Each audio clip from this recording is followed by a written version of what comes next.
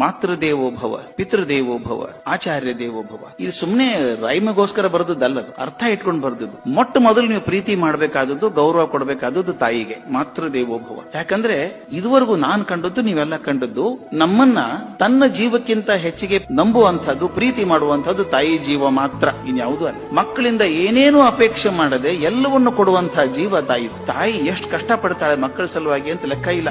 ಜನಪದದಲ್ಲಿ ಹೇಳ್ತಾರೆ, ಮಗು ಹುಟ್ಟಿದಾಗ ಮುಷ್ಟಿ ಮುಚ್ಕೊಂಡು ಹುಟ್ಟಿರ್ತಂತೆ. ಮಗು ಹುಟ್ಟಿದಾಗ ಮುಷ್ಟಿ ಮುಚ್ಕೊಂಡಿರುತ್ತೆ, ತಾಯಿ ಮುಷ್ಟಿ ಬಿಚ್ತಾಳಂತೆ. ಅಲ್ಲಿ ಸ್ವಲ್ಪ ಮಣ್ಣಿರುತ್ತೆ ಕೈಯೊಳಗೆ, ತಾಯಿ ತನ್ನ ಸೆರಗಿನಿಂದ ಮಣ್ಣು ಒರೆಸ್ತಾಳಂತೆ. ಕಣ್ಮುಂದ್ ಚಿತ್ರ ಬರ್ಬೇಕು ನಿಮಗೆ. ಮಣ್ಣು ಒರೆಸ್ತಾಳಂತೆ. ಲಕ್ಷ ಕೆಲಸ ಮಾಡ್ತಾಳಾಕಿ ಮನುಷ್ಯನ್ ಮಾಡ್ಬೇಕಾದ್ರೆ, ಆದ್ರ ಮೊದಲನೇ ಕೆಲಸ ಕೈ ಮಣ್ಣು ಒರೆಸ್ತಾಳಂತೆ. ಆ ಜಾನಪದ ಕವಿ ಹೇಳ್ತಾನೆ, ತಾಯಿ ಮಣ್ಣು ಒರೆಸ್ತಾಳಲ್ಲ ಹಂಗ ಇದ್ದು, ಇದರ ಋಣ ಎಂದೂ ತೀರ್ಸೋಕ್ ಸಾಧ್ಯ ಇಲ್ಲ ಅಂತ. ಅವನ್ ಕಾವ್ಯದಲ್ಲಿ ಹೇಳ್ತಾನೆ, ದೊಡ್ಡವರಾದ್ಮೇಲೆ ನಿಮ್ಮ ಮೈ ಮೇಲಿನ ಚರ್ಮ ತೆಗೆದು ತಾಯಿಗೆ ಕಾಲಿನ ಚಪ್ಪಲಿ ಮಾಡಿದ್ರು ಕೂಡ ಬರೀ ಮಣ್ಣು ಒರೆಸಿದ್ರು ಋಣ ಮಗೆಲ್ಲ ಅಂತ, ಉಳಿದಂತ ಬಿಟ್ಬಿಡಿ. ಈ ತರದ ತಾಯಿ ಕಲ್ಪನೆ ನಮ್ಮ ಭಾರತದಲ್ಲಿ ಇರುವಂತಹದ್ದು. ಅದಕ್ಕೆ ಮಾತೃ ದೇವೋಭವ.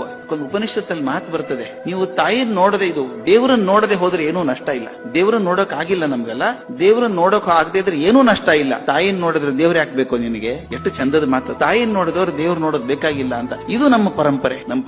5,000 ವರ್ಷ 10,000 ವರ್ಷದಿಂದ ಪರಂಪರೆ ಬಂದಿದೆಯಲ್ಲ, ತಾಯಿನ ಗೌರವಿಸಬೇಕು ಅಂತ ಹೇಳಿ. ಅದಕ್ಕೆ ಮಾತೃ ದೇವೋಭವ, ಆಮೇಲೆ ಪಿತೃದೇವೋಭವ, ಆಚಾರ್ಯ. ಅವ್ರನ್ನ ಕಂಡೆಮ್ ಮಾಡಿಲ್ಲ. ಅದು ಸೆಕೆಂಡ್ ಥರ್ಡ್, ಫಸ್ಟ್ ಪ್ರೈಸ್ ಅದೇ.